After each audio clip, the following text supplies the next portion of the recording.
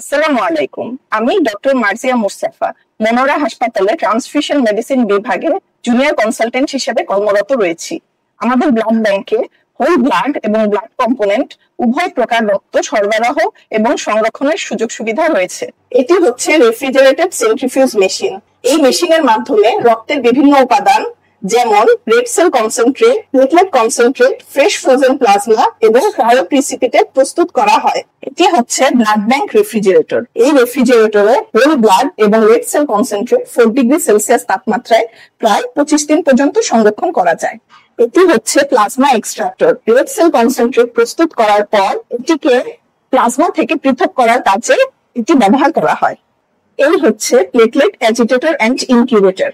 এখানে platelet 22 degree Celsius তাপমাত্রায় প্রায় 5 দিন পর্যন্ত সংরক্ষণ করা যায়। এই হচ্ছে প্লাজমা ডিপ ফ্রিজার। এটি টেম্পারেচার -40 ডিগ্রি সেলসিয়াস।